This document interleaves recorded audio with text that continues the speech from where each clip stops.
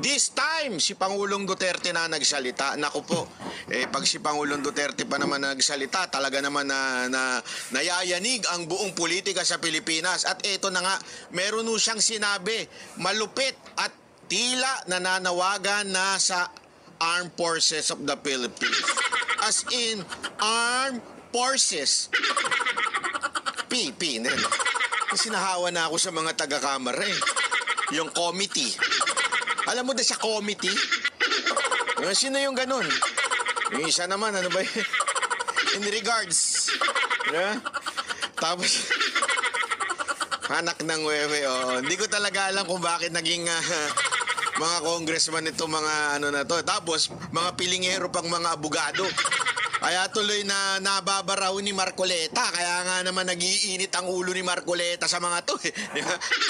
Oh, anyway, eto na nga po at ang init-init na ng usapin dahil dito sa issue ng alam naman po natin noong nakarang mga araw, si Yusek Lopez ay muntik-muntika na. At the same time, wala man lang ginawa ang mga taga-kamara kahit pa ho nagbibigay sila ng dahilan. Sa loob-loob ko. Kasi daw, hindi naman daw pinag-antay yung ambulansya. Hindi nyo ba napanood? Mga gunggong ba kayo? Hindi, pasensya na po sa, sa mga congressman. Ang mahirap po kasi sa inyo, sarado na isip ninyo. Nagdadahilan pa kayo na kesyo tinatanggap nyo lang basta-basta yung report na hindi naman pinag-antay. Excuse me po, sir, mga ma'am. Naka-live po ako dyan. Yan ang pagkakamali nyo. Actually, nung dumating ako, matagal na nag-aantay yung ambulansya.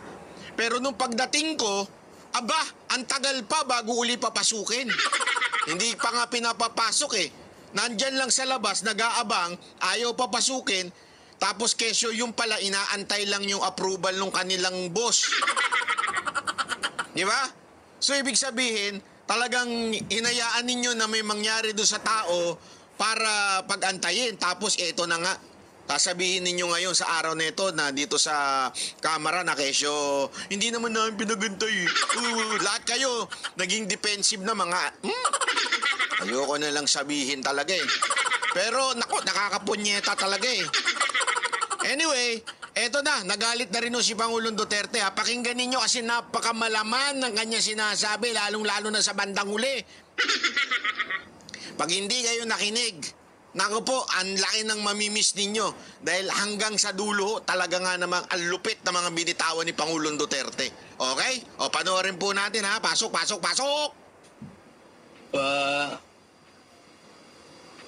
Nung military, paano hila niya? Military, wake up. Yan. Yan ang unang statement. Yung military, ano yun na? Military, wake up. Pero may kakabig siya. Alam niyo naman siya, Pangulong Duterte, magaling sa batas eh.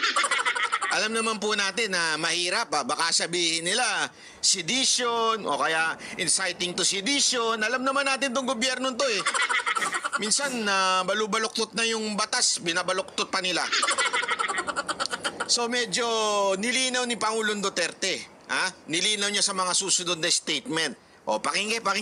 There are observers now from other countries. Hindi, ganito yan.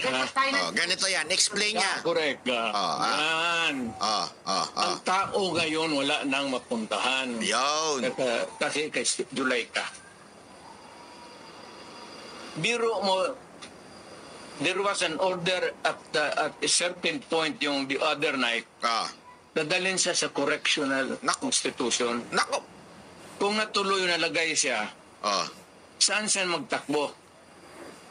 Hindi magagalaw itong Supreme Court kasi separation of powers.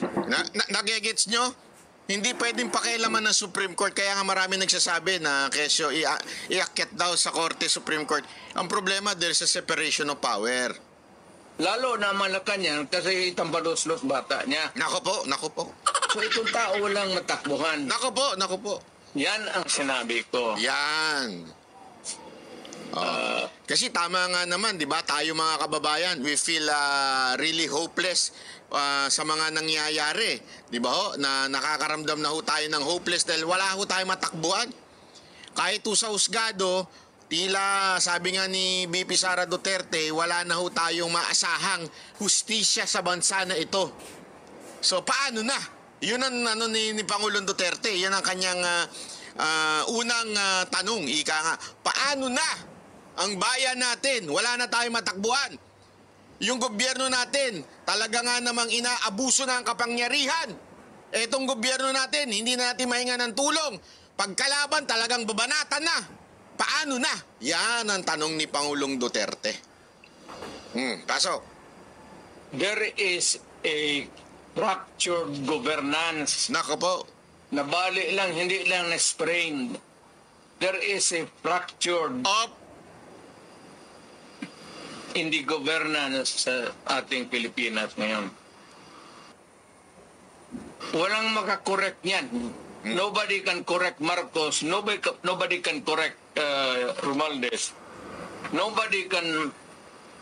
it's a long process mapapil sa Supreme Court unless you dala ka ng kaso doon, matagalan yan. Nako. Next year pa yan. Nako. So if you want a redress of grievance remedy, so it is only the military who says. Kaya ang sabihin ko, Presidente ako, nakita ko ang sitwasyon. Kung gano'n rin ang Presidente na in face of so many errors there, nagtupak-tupak na ng hanggang nagkaroon ng breakage, fractured governance. It is only the military who can correct it. Kaya na.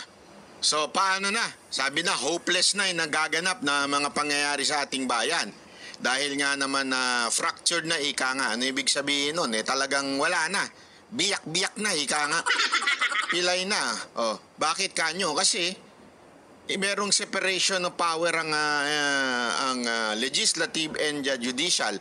So hindi pwedeng pakialaman ng judicial itong legislative. Ang problema itong executive at saka legislative ay parehong kontrolado na ho. 'Di ba? Kaya paano na? Eto na sabi niya. Wala nang ibang solusyon dito kundi ang militar. Naku po. Nako.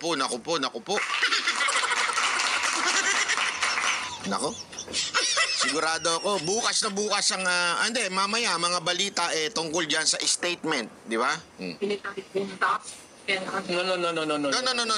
No. Sinabi ko sa lahat yan, magtanong ka ng sundalo, ano mga opisyal yan, sinabi na magpunta ka. Meron kasing mga humihirit, so ibig nyo ba sabihin, kailangan na magkudita.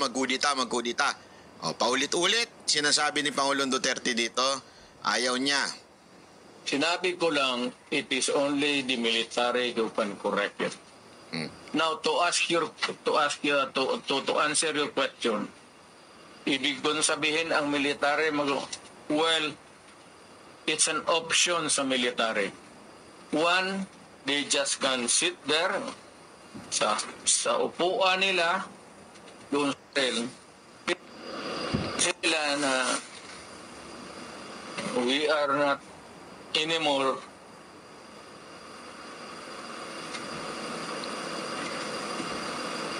hindi na sila magkudita yung magpunta yung tangki digira noon. Sabihin lang nila na ayaw na namin yung laro ninyo. Out kami din. Kasi kung walang military, yung laro nila, wala na. Getting out means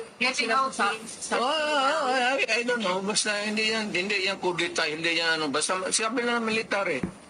So eto, medyo napapaisip tuloy yung mga nagtatanong sa kanya. So what do you mean out na?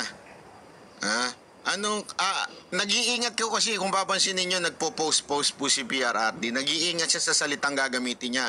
Dahil pwede siyang kasuhan ng sedition. Alam mo naman, ang sedition, ay non-bailable. So, delikado ho talaga yung mga message niya. Pero, halatang-halatang meron siyang pinararating sa AFP.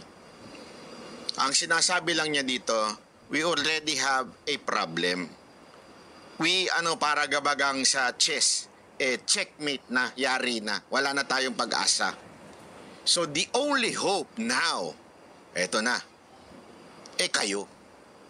Pero, I disagree with the kudeta, yun ang sinasabi niya. Pero yung sinasabi niya dito, sinasabi nga niya na out na. Ako, ito aking interpretasyon lang ha. Wala rin po ako sinasabing dapat gawin ng AFP to. Ito'y interpretasyon lamang sa tingin kong mensahe ni PRRD. It's withdraw of support. Kasi remember, the president will only stay there as a president if the military is with him. Malaking factor yon. Hindi ho ang kapulisan. Ang pulis sa city lang ho yan. Iba ho ang military. Pag sinabi ng military, Mr. President, we withdraw our support. Wala na. Laglag na ang pamahalaan. Hindi ko alam kung tama po ba ang aking intindi. Maaring mali. Pero parang ganun ang sinasabi ni PRRD. Ayaw niya ng madugo. Ayaw niya yung nagbabarilan. Ayaw niya yung nagkukudita. Pupunta yung tangke. Pinapaliwanag nga niya. Ayaw niya yung may tangke-tangke pa. Ganyan-ganyan.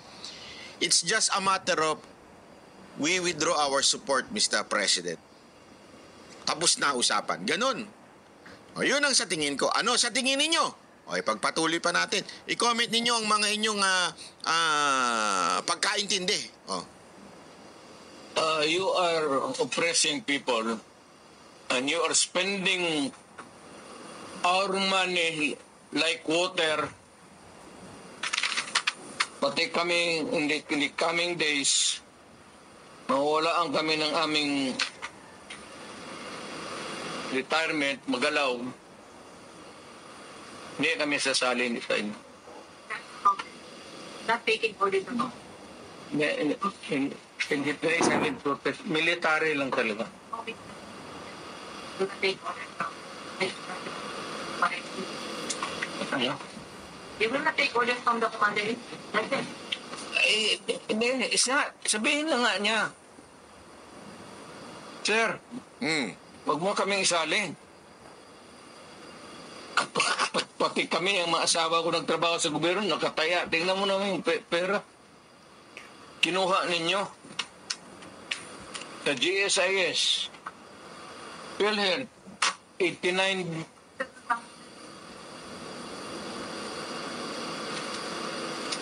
pinagbili nila, saan itong pera? 25 tons of gold reserve natin sold amounting to 129 billion.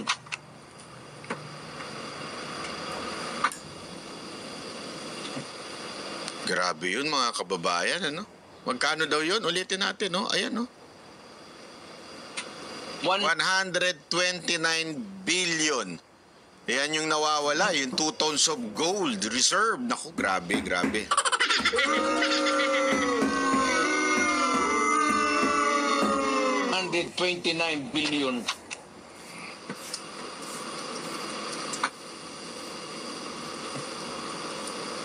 At least sa Congress, kung may resolution, tapos a bill that would correspond with it, there's an explanation of how the money is going to be spent. Pero ito, paano ito ngayon? Sila na nakaalam nito. Yung Maharlika, sila na nakaalam nito. Walang participation ng people dyan pati ito. So, ganitong 25 tons. Alam ba ng military yan? Hindi sabihin nila, kung wala hindi na kami sasali ng laro ninyo. Parang play safe naman ang military ngayon na military. Do you think si Brown po ay mag-play ito?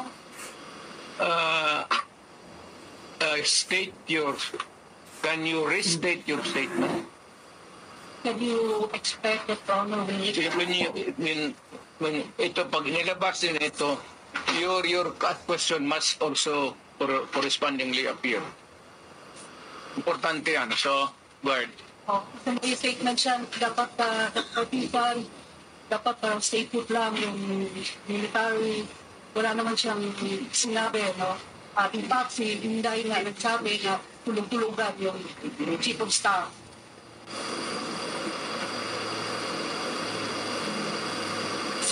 Paano daw makakatulog yung chief of staff na bilhin yung mga Matagal na siya natulog. Alam niya yung commander-in-chief niya nagdudruga. Naku po, patay tayo dyan. Noon pa yan, alam na ng lahat. Naku po, Baka siya lang ang hindi. naku. Ang mga pulis. Kaming taga Davao, alam namin si Lagdameo nagdudruga. Naku po, patay kang bata ka. Kasi kasama namin siya palagi dito sa diyan kay Sandali. Bago tayo pumunta dyan sa nagdudruga na yan, ha? Sandali. Pakita lang natin ito. Ito po yung sinasabi ni Pangulong Duterte. Ayan, 2024. Ang pinakamataas. Nearly 25 tons of gold sold. Ayan, pinakamataas na nagbenta tayo, Pilipinas. Ayan,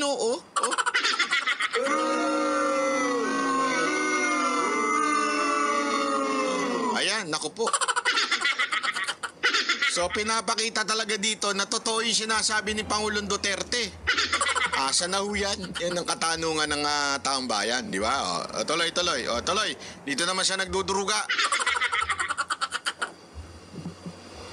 kaya yung sipo ni mag-usap kami, yung sipo ni Lagdameo magtulo yan. Nako, Hindi niya alam nagatulo yung sipo niya. Minsan gano'n na lang yan. ay grabe. Tumutulo daw yung sipon niya, yung ba yung sinasabi? Hindi siya gumaganong gano'n na lang. Yari na, nayari na.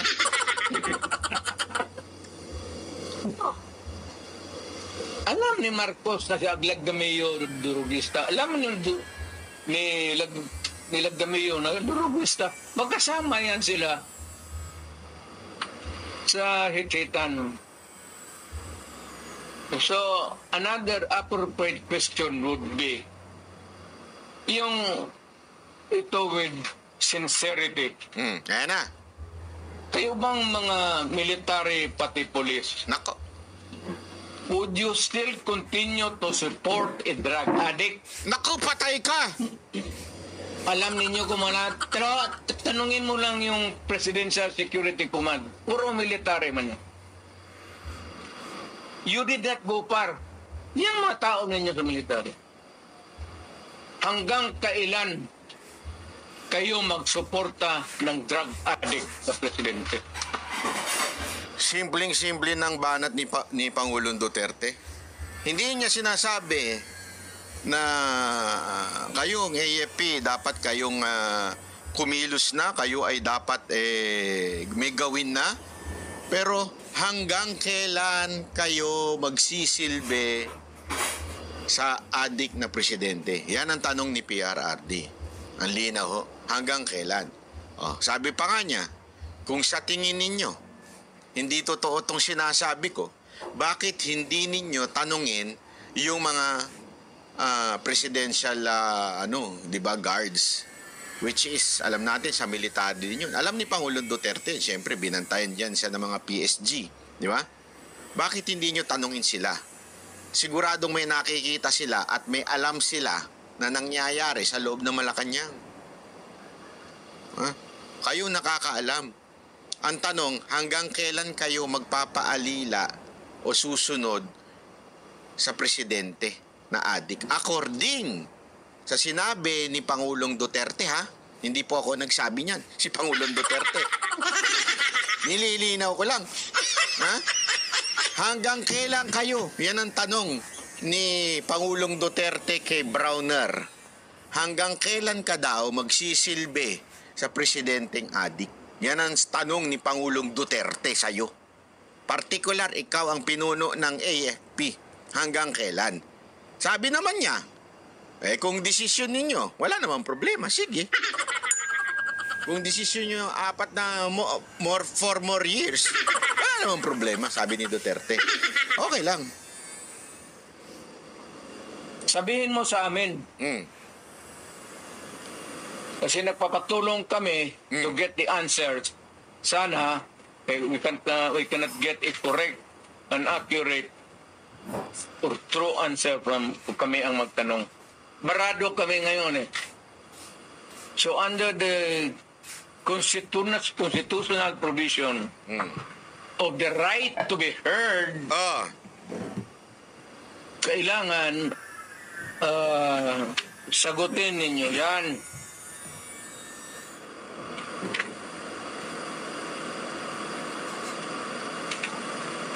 Would it help if one The right to be heard, dream? the right to be informed. Importante yan. Constitutional provision yan. Mr. General sa military. And the right of the people to seek redress of grievance. oh. Kayo lang ang makabigay niyan ngayon. Nako. The right of information, you protect that right and allow us to use it. And we are seeking for redress of grievance of the abuses of government. Huwag na lang yung dalawang babae na inaano nila. Maraming sabi, ganon, tantrum. Hysterical yun, hindi yun ano. Eh, kung ikaw may kasama ka na worker mo, nag-delirium na, what are you supposed to do? Ako sa isang tanong, Mr. Military, Mm. give us that right. The right of information that is true and correct, the right of redress of grievance, Mm. and Oh. the right to protect us. It is short of challenging Browner na. It is short of challenging Browner ng properly. Wala akong tina-challenge. I do not challenge to anybody. I'm challenged to the military itself. The whole of the military, kasi sila ang supposed to be protector of the Constitution. Yun. Kasi tinanong nung reporter kung sino man yun, sabi, are you challenging Browner? No! Therefore, sabi, no! I'm challenging the entire military, the AFP, the entire AFP. Lahat kayo. Lahat kayo. Agree pa ba kayo? Wag na ho tayo magturo-turo. Wag na ho kayo magturuan. Hindi kasi, kasi we're just following orders. Hindi kasi may boss kami. Hindi. Ang challenge na ito ay sa inyong lahat because sumumpa kayo that you would protect the Constitution. Yung pagsumpa ninyo ay hindi pagsumpa ng pagsunod sa inyong leader. Ang pagsumpa ninyo ay pagsumpa ng pagprotekta sa konstitusyon. Yun ang sinasabi ni Pangulong Duterte. Bakit kanyo? Dahil kung ang pagsumpa ng inyong katapatan ay nasa leader lamang ninyo, ang leader ninyo ay maaaring mabili. Wala akong pinapatukuyan kung sinong leader Whether your battalion commander, whether your superior or immediate superior, maaaring mabili yan. Pero ikaw bilang sundalo, ikaw ba ay nanumpa na poproteksyonan mo ang iyong supreme leader o di kaya ang iyong commander, battalion commander, ang inyong chief of staff? Ano ba ang pinagsumpa ninyo?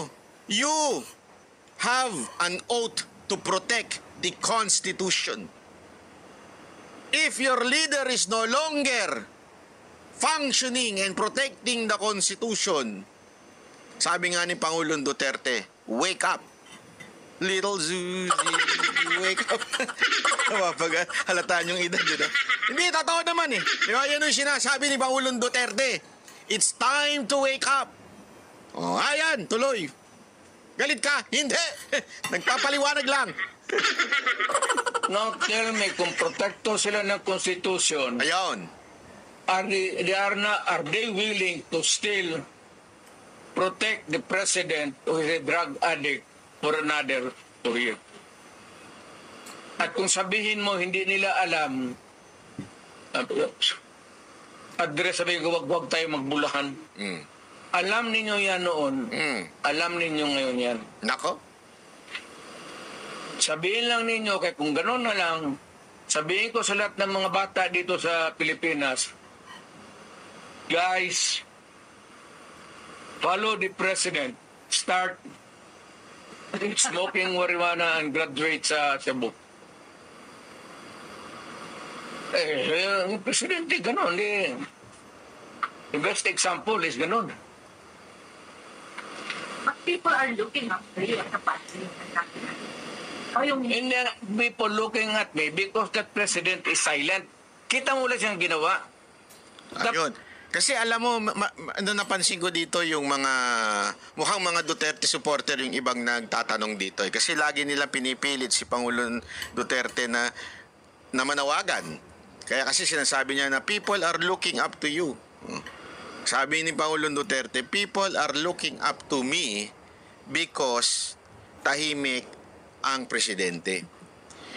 Actually, dapat talaga magsalita ang Pangulong Marcos at kausapin niya ang mga nanggigipit kay VP Sara Duterte. Alam mo, Mr. President, this is a sincere panawagan sa iyo.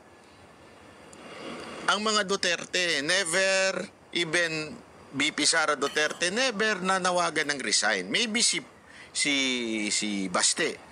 Pero si Pangulong Duterte at saka si VP Sara Duterte, lagi niya sinasabi nga, kahit si Pangulong Duterte, pag tinatanong mo na, gusto niya matapos ang termino mo.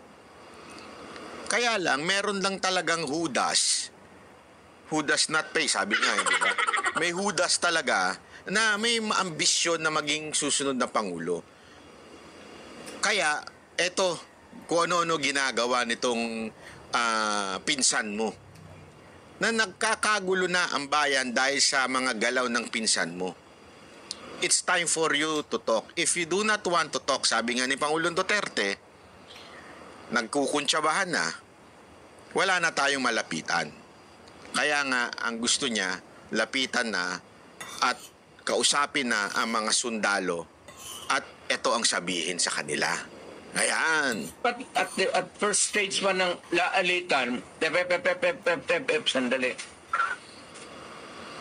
Hindi naman dumaan estudyante yan eh. Yan si Sulika.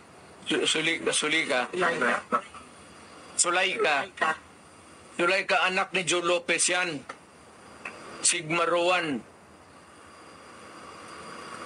So marami yan siyang dyan. But people are saying, pag may mo si Tatay Digong, ang kaming tanan. So how do you react to all this? Ayaw ko kasi presidente ako. Yun.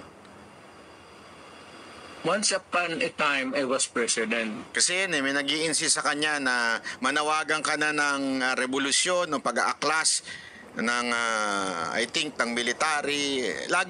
Yan yung lagi sinasabi ni Pangulong Duterte. Kaya nga, yan din po yung huling speech ko dito sa veterans. Lagi ko po sinasabi, paalala sa mga kababayan natin. Yes, mainit na ulo natin. Yes, we feel hopeless. But again, tulad na sinabi ng ating Pangulong Duterte, gawin natin tong tama. Why? It is because, one, magiging basihan ng mga susunod na henerasyon. Kung tayo ay magiging war freak, o if you will, parang lalaban tayo tulad ng kasamaan na ginagawa nila at gagamitan natin ng kasamaan, delikado po yun. Magiging precedents na po yan ng mga susunod na henerasyon na hindi maganda para sa ating kasaysayan at lalong-lalo na sa mga susunod na mga leaders, di ba?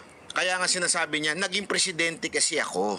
Kaya hindi ako mananawagan ng kudeta, rebellion o whatsoever.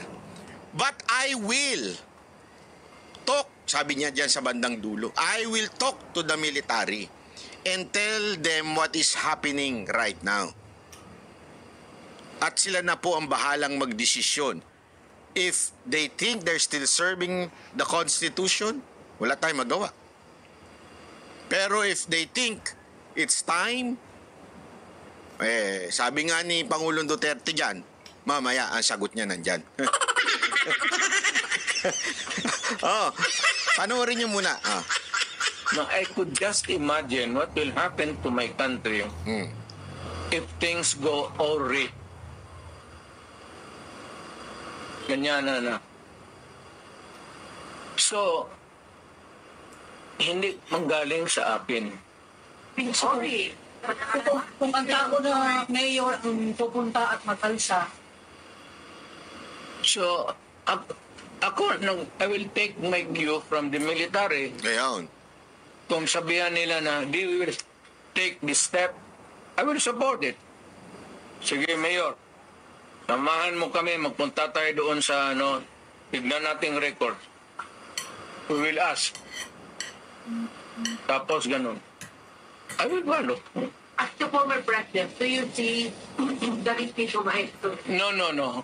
Leave me out. Ako basta kung may mga ganong uprising, sinabi ko na sa kanila, I'm out. Wala akong participation.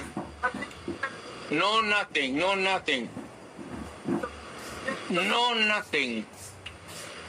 just air it out. Ang linaw ho na sinasabi niya dito.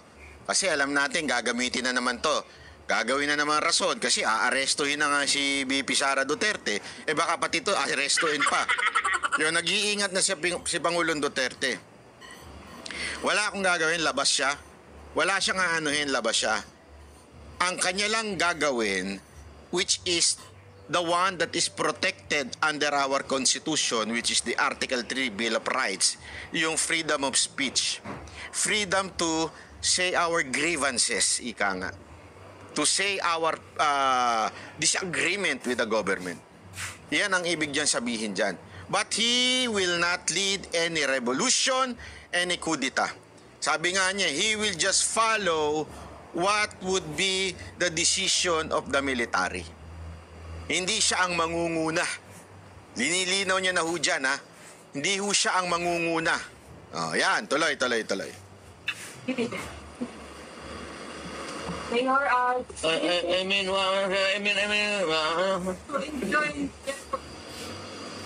What? from supporting what you said was under the president, are you not going to enjoin them to opt out? Civilian na ako. I have no authority to order them to Order, but And I am not enjoining them. I am not telling them anything. Ito lang ang tanong ko sa military. Hanggang kailan kayo magsuporta ng drug addict? Nako, patay. Yes, about 4 years. Ngayon magsabi, yes sir, we are a loyalist bunch of man. Sabihin ko sa Pilipino, Davao, oo. Sabi nitong mga military natin, okay daw.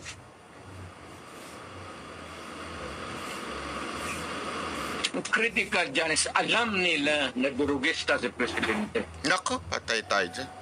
Hindi nila, tanungin lang nila yung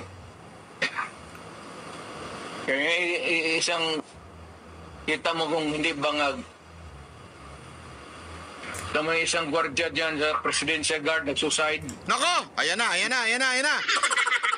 Matindi to revelasyon na to, kasi naging laman ng balita to yung namatay sa kampo, sa loob ng kampo, yung isang kernel.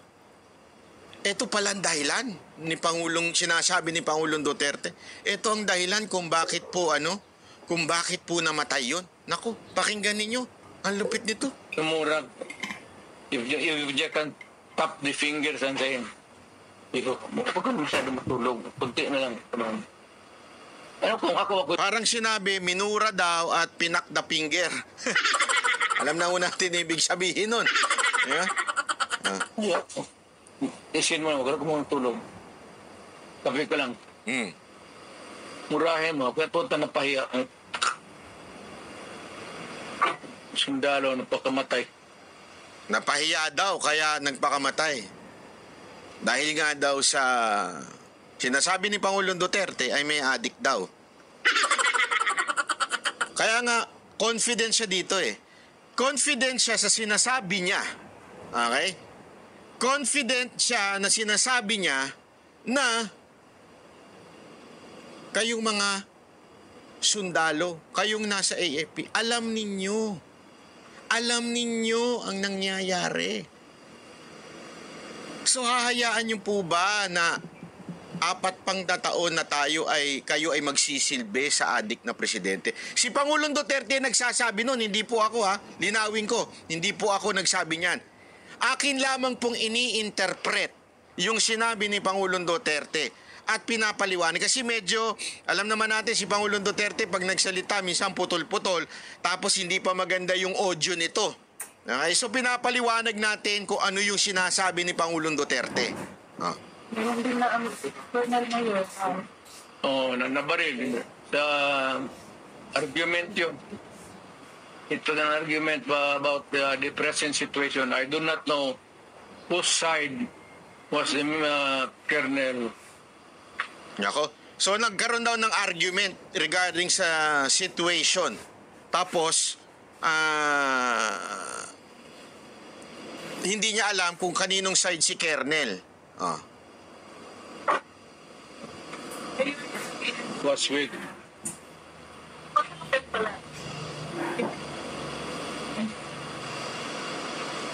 Colonel, hindi mo nagsusad yun. Yung PC nagsusad doon. Minura niya ni Mrs. Marcos. Yan. Ni minura daw. Kasi actually, meron ditong part na hindi ko alam kung ang tinanong nung, ito ba yung recently na namatay sa loob ng kampo? Parang ang sagot niya iba. Parang sagot, hindi ako sure Pero ang sinasabi niya dito, meron isang nag-suicide, it is because minura daw ni Lisa Marcos. Yun ang malinaw. Okay? Yun ang malinaw. Nakipag-argue daw kay Lisa Marcos, kaya nagpakamatay itong opisyal na binanggit niya na Colonel. Okay? Hindi lang niya binanggit kung sino yung Colonel na yun. Kailan yan, Mayor? Bago lang. Di ba, mga 2 months pa lang ako na umalis. Bago lang. Nakakalito kasi yung yung sinasabi ni Pangulong Duterte.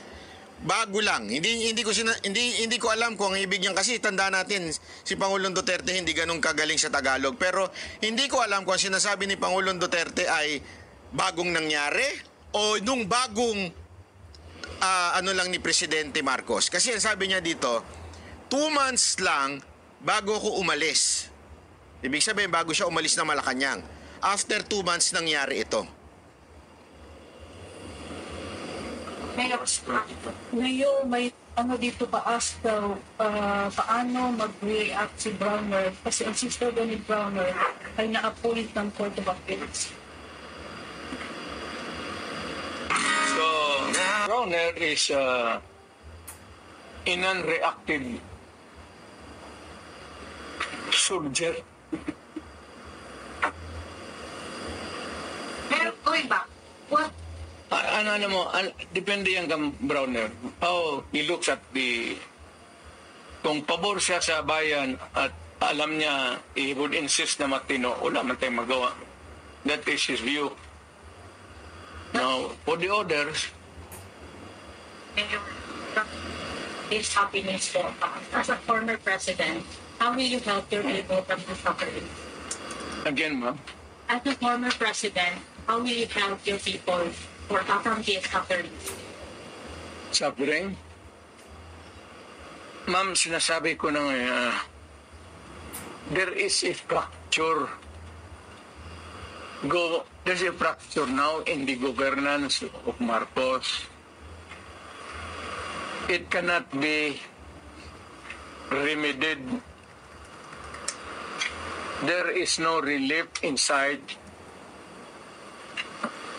It is only the military who can correct it. How? I do not know. How is Sila man yung protector ng konstitusyon. So, bakit? Grabe yung ano, no? Yung, kasi alam mo, ingat na ingat si Pangulong Duterte dito sa statement niya Pero parang sinasabi niya, military, nasa kamay nyo na. Hindi namin alam kung paano. Kasi tinatanong siya, ano ba ang pwedeng gawin? Aray, mga ganyan mga nagtatanong sa kanya. Hindi natin alam. Basta, military, nasa kamay nyo na yan.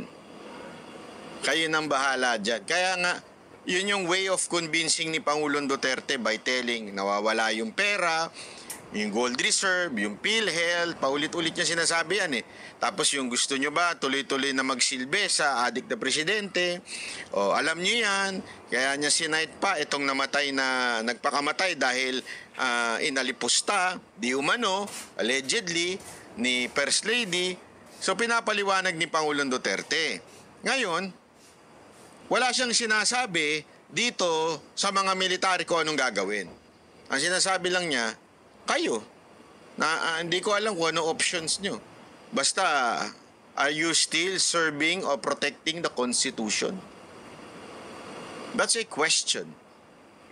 Para maganda. Pero sabi ko nga, mukhang nanawagan na. Ito'y opinion lamang, hindi ko sinasabing ano. Mukhang nanawagan na si Pangulong Duterte sa military. Malupit ho ito. Malupit. Sino? if the military will not do something, sir?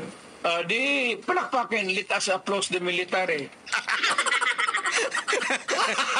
Bago! Natawa ako dun Paano kung walang gawin yung military? Sagot ni Pangulong Duterte, di palakpakan natin sila. Wala silang ginawa. Alam mo, promise habang pinakikinggan ko to, habang nagmamanay ako ng Maserati. Wala po akong ganun. Pangarap lang.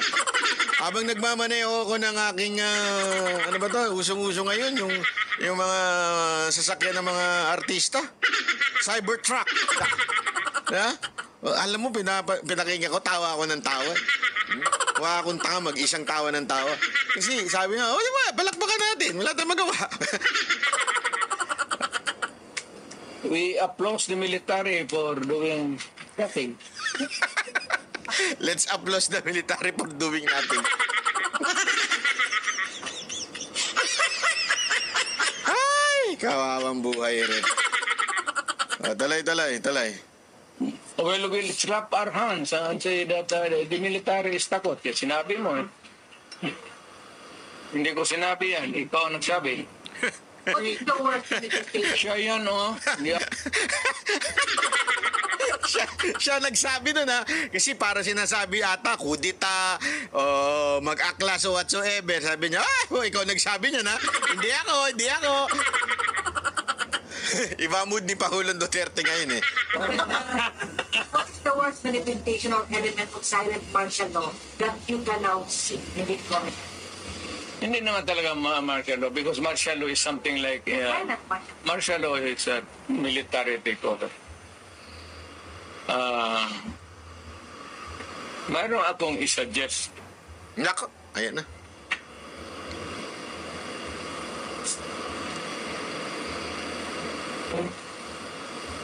Itong capture na ito, mabigat to. Nako, ayan na. Meron na. Because ang nasa taas sa Congress, tambalos-los, Nako. yung presidente, they're now trying to be in cahoots. He would attempt to change the constitution. Diyan na ang magulo talaga yan. And to make Martin from speaker mag-transition to si Martin mag-transition to speaker to the parliamentary prime minister. And there is the ceremonial president na lang si Marcos. Well, what's your reaction for the possibility of no L next week? No election. Possibility. It can be possible. Wala tayong... Yung cards, wala sa Pilipino. It's in the card. The cards is being held by Martin Romualdez and President Marcos. Kuan ni PNP chief na napagawa siya statement dito ng mga drug users daw kaya adik. Sa po'y comment na ko. Nagagamit lang na para mag-overtime or instead na minahaboran sa pagpanagbago. From the PNP chief Ang mga nagagamit daw of drugs kay dili daw adik. Nagagamit lang daw sila, nakita daw sa mga trabahante para lang mag-extend na minahaboran sa pagpanagbago. Maganda yan. Maganda yan. So, what is an addict? And what is not an addict? An addict who uses shabu and continues to hit, inom. But the kind of addict is trabaho, hit, para hindi makatulog, hit. Tapos, Tinanong ata dito tungkol sa sinabi ni Marbil eh. Yung di natin sila kasi yung mga nag-a-addict yung kailangan para hindi makatulog yan ang kaya nila ginagawa yan.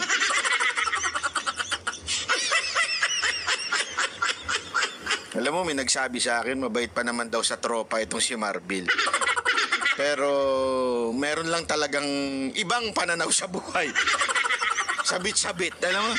Hindi, sabi nga, 'di ba? Sabi nga ni Vice President Sara Duterte, ang sagot daw ni Marbil may boss daw siya. Tama. Ay, hindi ko ata kay Vice President narinig yun.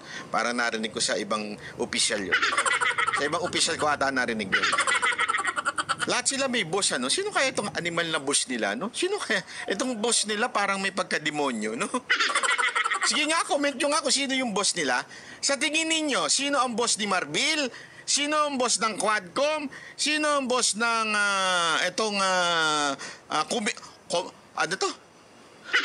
committee. Ano yan ka? Committee. Yan ang committee ni Chihuahua. Sino ba ang boss nila? Comment nyo nga dyan. then, of the day, siya ang kakainin na makinarya niya. Kasi sabog na siya. Siya na yung papasok doon sa oil mill o sa forming. But would it help if Sana daw papasok sa windmill.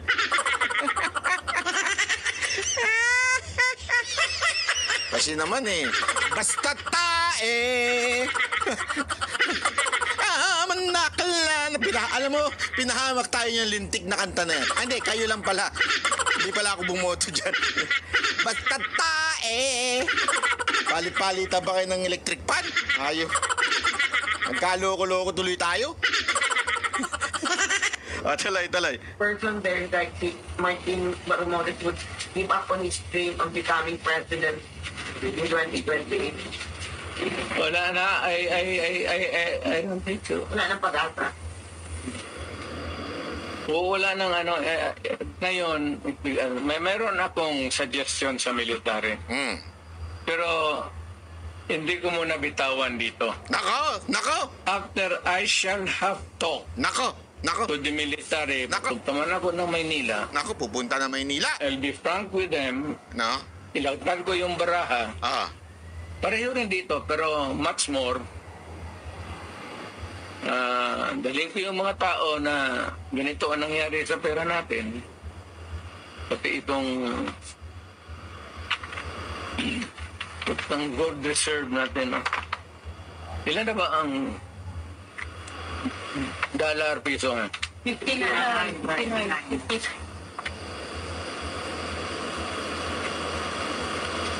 So may plano kayo ngayon na puntahan ang 25 dancing. magpunta ng Campaginaldo? Meron tayong plano? Naka-schedule? Ako? Opo. Hindi ako punta na. Yung sabi mo kausapin mo. Deban doon. Hindi doon. Pero hindi rin tago. Siyempre. Alam mo, grabe yung ano ha. Kasi nakapagbitaw si Pangulong Duterte. Kakausapin ko siya, pupunta ako. Meron akong ilalatag na suggestion. Siyempre, tinanong, sa pupunta ka ng Campaginaldo para ko sabi niyo, hindi ako pupunta. Wala ako pupunta dun. Pero biglang kabig sabi ni Pangulong Duterte. Pero hindi rin patago hindi rin patago. Kasi alam mo naman, baka isipan na naman nila. Naku, meron pinaplano ito si Duterte. May pinaplano, pupunta daw sa Maynila para kausapin ng mga sundalo. Nakakabahan, mangangatog na naman yung mga adik. Sandali nililinaw ko. Pag sinabi kong adik, yung mga galit kay Pangulong Duterte. Yung mga adik sa karsada, yung mga tatokhang. Wala akong pinatutukuyan Linawin natin Baka mamaya, aninin naman ako. Sinasabi kong adik, yung mga nakalaban ni Pangulong Duterte na nagpapalitan sa karsada. Pag dumarating siya, nangangatog yun para malinaw lang. Pre-willing discussion. Para sabihin nila nagaplano ka ng kudita o rebellion. Ayaw ko yan Kasi naging presidente nga ako. Paulit-ulit niya sinasabi, ayaw niya yung kudita walang sedition dyan yan sinasabi niya. The military will talk or meet you.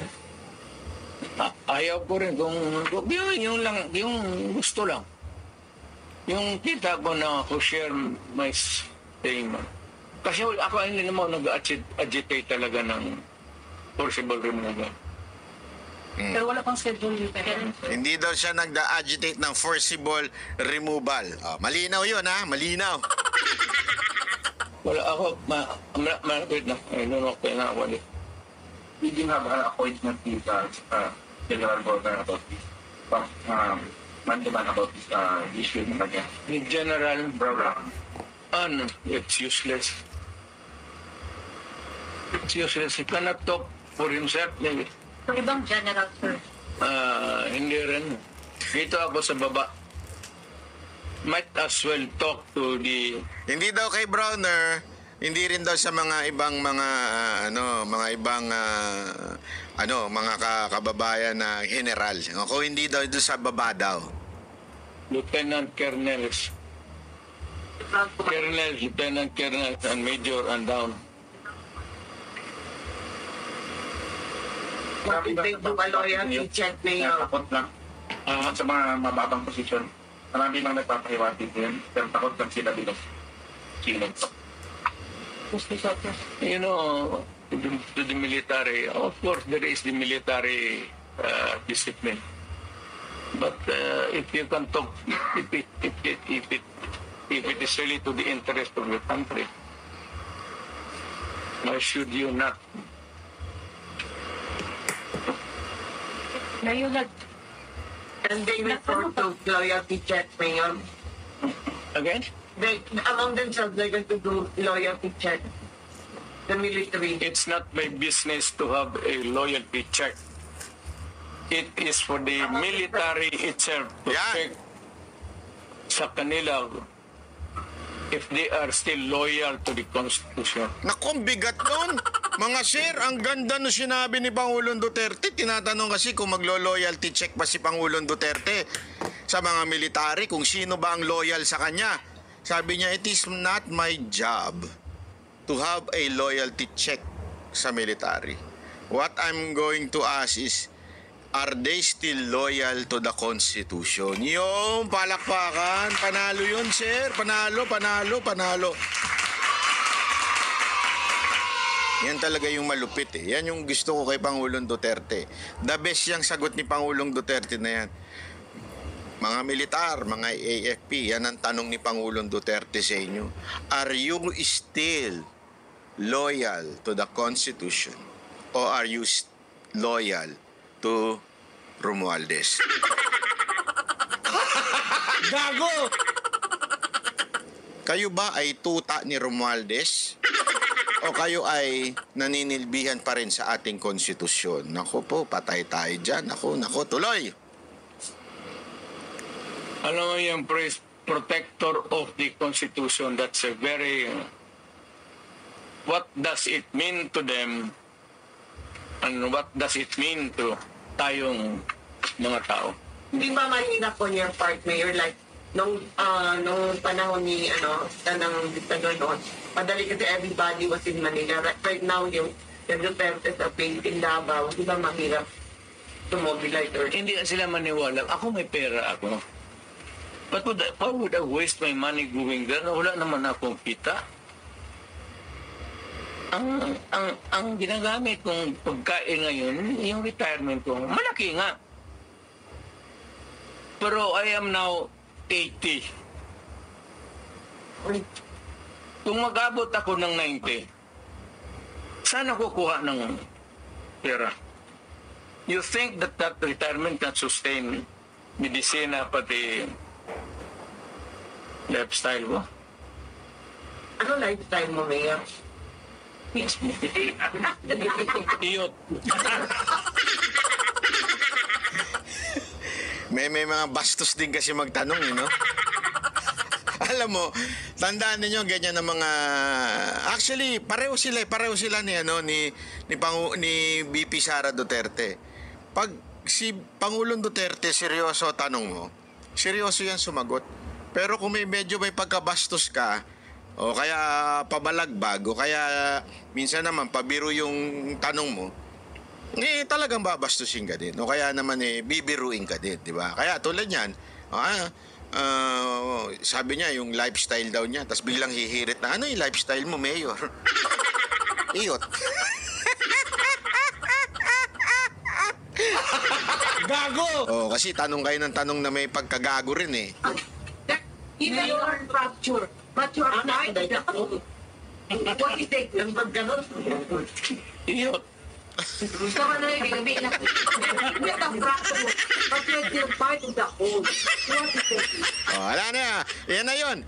Oh, so mga kababayan, ayan na po ang sinabi ni Pangulong Duterte. Ang linaw po na sinabi niya, mga kababayan. Again, ako sa tingin ko, nag-iingat si Pangulong Duterte pagdating sa, kasi alam naman natin marami sa mga kababayan natin sa social media. Kita nyo naman, alam nyo, nung nag-live si Pangulong Duterte, grabe yung views sa TikTok, ha? Grabe yung views, nagulat ako. Hindi ko akalain na ganun kadaming mga Pilipino ang manunood sa kanya. Tapos, sandali. Chinek ko yan ilang milyon na po yung nag-likes nung panahon na nagla-live si Pangulong 7 million. Saan ka nakakita ng likes na 7 million? Nung nagla-live siya sa TikTok. Ha? Ay grabe sabi ko nga, wala. Nagising na. Sa tingin ko ang taong bayan nagising na. Dahil sa ginagawa nilang katarantaduhan kay VP Sara Duterte at sa kanyang mga tauhan. Ang question na lang dito, mga kababayan, wala na stalemate ika nga. Wala na tayong magawa. Wala na talaga.